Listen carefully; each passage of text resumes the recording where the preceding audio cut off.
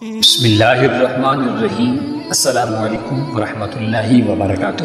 اللہ کے نام سے شروع جو بڑا مہربان نہایت رحم فرمانے والا ہے۔ محترم دوستو، گزشتہ ویڈیو میں ہم نے حضرت یوسف علیہ السلام کے حالات زندگی میں سے جیل سے آزادی سے لے کر قحط سالی سے نکالنے اور بھائیوں کو پہچان کر غلہ دینے کے واقعات کا ذکر کیا تھا۔ آج کی ویڈیو میں جانیں گے کہ یوسف علیہ السلام کے بھائی بنیامین کو لانے کے لیے حضرت یعقوب علیہ السلام کو کیسے راضی کیا، اور جب لائے تو ان پر کیا الزام لگا اور یہ الزام کس نے لگایا تھا، اور پھر اس کی کیا سزا مقرر کی گئی تھی۔ یہ تمام تر تفصیلات جاننے کے لیے ویڈیو کو آخر تک ضرور دیکھیے گا۔ محترم دوستو، جو اناج جناب یوسف علیہ السلام نے بھائیوں کو دیا تھا وہ اناج ختم ہونے لگا، تو انہوں نے دربار یوسف یعنی مصر جانے کا قصد کیا تھا اور اپنے چھوٹے بھائی کو ساتھ لے جانے کے لیے والد بزرگوار کی خدمت میں حاضر ہوئے۔ حضرت یعقوب علیہ السلام سابقہ تجربے کی بنا پر بنیامین کو ساتھ بھیجنے پر آمادہ نہ تھے، لہذا انہوں نے کہا کہ میں تو اسے ہرگز تمہارے ساتھ نہیں بھیجوں گا جب تک کہ تم اللہ کو بیچ میں ڈال کر مجھے قول اقرار نہ دو کہ اسے میرے پاس صحیح سالم لے آؤ گے، سوائے اس ایک صورت کے کہ تم سب گرفتار کر لیے جاؤ، یعنی تمہاری کوئی اجتماعی مصیبت پیش آ جائے یا تم سب ہلاک ہو جاؤ۔ ناظرین محترم، یہاں ایک بات یہ سوچنے والی ہے کہ اللہ تبارک و تعالی نے جناب یعقوب علیہ السلام کے دل میں یہ بات ڈال دی تھی کہ یہ سب کے سب وہاں گرفتار ہوں گے اور ان کو کوئی نہ کوئی ضرور مسئلہ درپیش ہوگا۔ جب بھائیوں نے یہ عہد و پیمان کر لیا تو حضرت یعقوب علیہ السلام نے انہیں ہدایت کی، اے میرے بیٹو، تم سب ایک ہی دروازے سے داخل نہ ہونا بلکہ جدا جدا دروازوں سے داخل ہونا، اور میں اللہ کی تقدیر تو تم سے نہیں روک سکتا، بے شک حکم اسی کا ہے، میں اسی پر بھروسہ رکھتا ہوں اور اہل توکل کو اسی پر بھروسہ رکھنا چاہیے۔ یہ 11 تندرست اور توانا جوان بھائی تھے، لہٰذا ان سب کے ایک ہی دروازے سے داخل ہونے کی صورت میں نظر بد کا احتمال تھا، اسی لیے حضرت یعقوب علیہ السلام نے انہیں الگ الگ دروازوں سے داخل ہونے کا حکم دیا تھا۔ نبی کریم علیہ السلام نے بھی نظر بد سے بچنے کے لیے ارشاد فرمایا کہ نظر کا لگ جانا حق ہے۔ آپ علیہ السلام دعائیہ کلمات بھی بتلایا کرتے تھے، فرمایا کہ جب تمہیں کوئی چیز اچھی لگے تو بارک اللہ کہا کرو، اور سورہ فلق سورہ ناس کو نظر بد کے لیے بطور دم پڑھنا چاہیے۔ اسی طرح ماشاء اللہ لا قوت الا باللہ پڑھنا قرآن پاک سے بھی ثابت ہے۔ محترم دوستو، جب سب بھائی بنیامین کو ساتھ لے کر عزیز مصر کے دربار میں پہنچے تو حضرت یوسف علیہ السلام نے اپنے بھائی کو پہچان لیا۔ آپ علیہ السلام نے دو بھائیوں کو ایک کمرے میں ٹھہرایا، اس طرح بنیامین تنہا رہ گئے تو انہیں الگ کمرے میں رکھا اور پھر خلوت میں انہیں بتا دیا کہ وہ ان کے بھائی حضرت یوسف ہیں۔ حضرت یوسف علیہ السلام نے بنیامین سمیت سب بھائیوں کا اناج ان کے اونٹوں پر لدوا دیا اور وہ خوشی خوشی روانہ ہونے لگے، جس کا ذکر قرآن مقدس میں اس طرح ملتا ہے۔ پھر جب انہیں ان کا سامان ٹھیک کر کے دے دیا تو اپنے بھائی کے سامان میں پانی پینے کا پیالہ رکھ دیا۔ پھر ایک آواز دینے والے نے پکار کر کہا، اے قافلے والوں، تم لوگ تو چور ہو۔ وہ ان کی طرف متوجہ ہو کر کہنے لگا، تمہاری کیا چیز چوری ہوئی ہے؟ وہ بولا، بادشاہ کا پیالہ کھویا ہوا ہے، اور جو شخص اس کو لے آئے اس کے لیے ایک اونٹ کا بوجھ کا غلہ انعام میں ملے گا، اور میں اس کا ضامن ہوں۔ محترم دوستو، وہ کہنے لگے کہ اللہ کی قسم، تم کو معلوم ہے کہ ہم اس ملک میں اس لیے نہیں آئے کہ خرابی کریں اور نہ ہم چور ہیں۔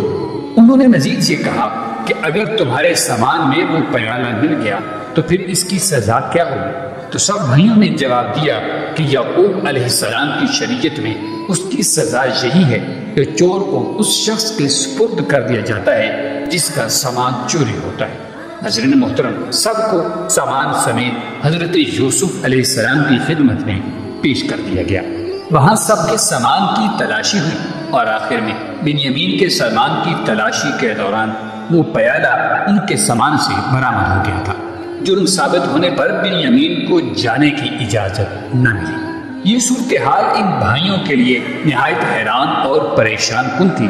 انہوں نے کہا اگر اس نے چوری کی تو کوئی تعجب کی بات نہیں، اس کا بھائی پہلے بھی چوری کر چکا ہے۔ ناظرین محترم، دراصل یہ واقعہ کچھ اس طرح تھا کہ حضرت یوسف علیہ السلام کی پرورش ان کی پھوپھی کیا کرتی تھی، جو انہیں بہت چاہتی تھی۔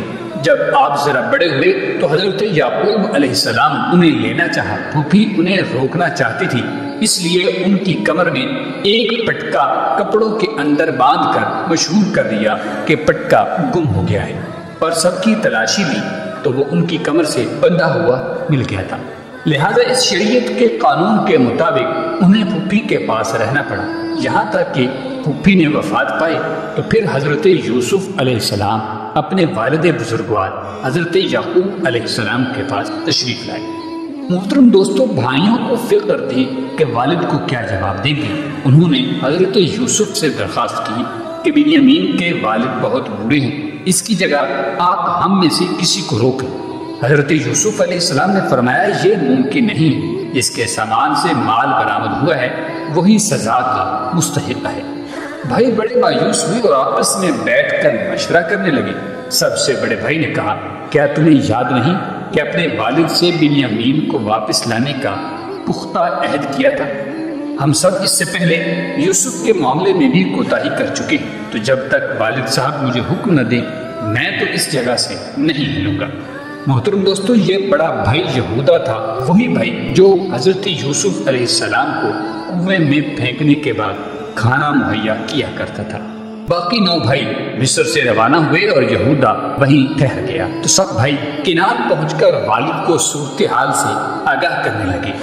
ساتھ ہی اپنی صفائی بیان کرتے ہیں کہ اگر آپ کو ہماری باتوں کا یقین نہیں تو آپ علیہ السلام اس بستی کے لوگوں سے پوچھ جہاں ہم مقیم تھے۔ حضرت یعقوب علیہ السلام نے فرمایا، میں تو اپنی پریشانی اور رنج و غم کی فریاد اپنے اللہ ہی سے کر رہا ہوں، مجھے اللہ کی طرف سے وہ باتیں معلوم ہیں جو تم نہیں جانتے ہو۔ میرے بیٹو، تم جاؤ اور یوسف اور اس کے بھائی کو پوری طرح تلاش کرو اور اللہ کی رحمت سے مایوس مت ہو، بے شک اللہ کی رحمت سے نا امید وہی ہوتے ہیں جو کافر ہیں۔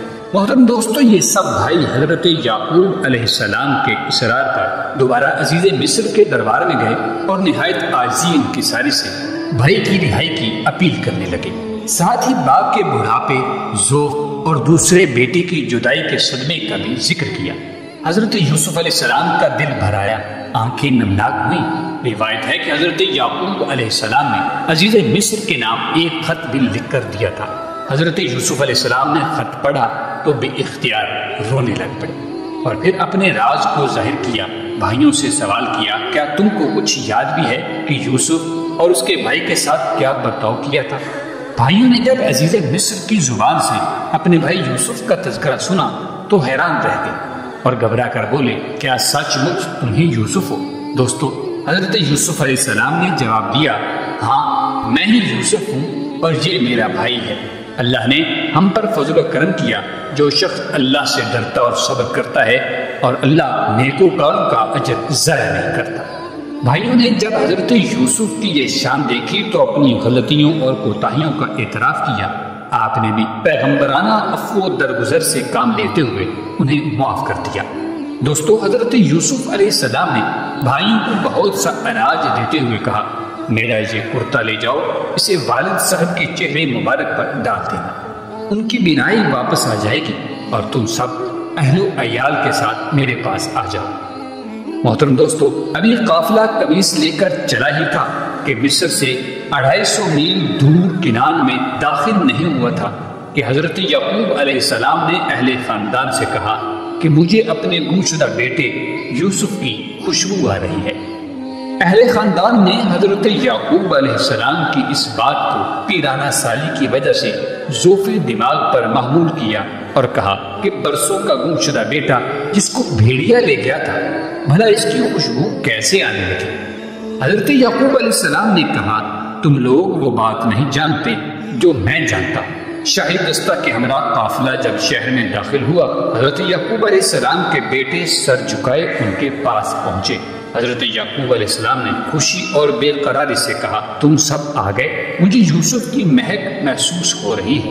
یوسف ہمارے ساتھ نہیں آیا، ایک بھائی نے جھکے ہوئے سر کے ساتھ جواب دیا اور پیراہن نکال کر ان کی طرف بڑھاتے ہوئے کہا، یوسف نے یہ بھیجا ہے کہ والد گرامی کی آنکھوں پر لگا دینا۔ حضرت یعقوب علیہ السلام نے پیراہن ہاتھ میں لیا اور یہ کہتے ہوئے چومنا اور آنکھوں سے لگانا شروع کر دیا۔ پیراہن آنکھوں سے مس ہو رہا تھا اور رفتہ رفتہ بینائی لوٹ رہی تھی۔ محترم دوستو، کچھ دنوں کے بعد حضرت یعقوب علیہ السلام اہل خانہ سمیت مصر روانہ ہو گئے۔ حضرت یوسف علیہ السلام نے ایک بڑی سپاہ کے ساتھ شہر سے باہر والد اور والدہ اور خاندان والوں کا استقبال کیا۔ 40 سال بعد ہونے والی اس ملاقات نے باپ بیٹے یعنی اللہ کی دو پاکیزہ اور برگزیدہ ہستیوں کو آبدیدہ کر دیا تھا۔ دونوں دن تک ایک دوسرے کے گلے لگے رہے۔ آپ نے والد اور ستیلی والدہ کو تخت شاہی پر بٹھائے، پھر خود تخت شاہی پر جلوہ افروز ہوئے تو شاہی آداب کے مطابق تمام درباریوں نے سجدہ کیا۔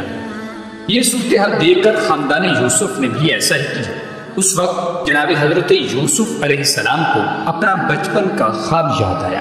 انہوں نے کہا، اے ابا جان، یہ میرے اس خواب کی تعبیر ہے جو میں نے بچپن میں دیکھا تھا اور جس کو میرے رب نے سچا کر دکھایا۔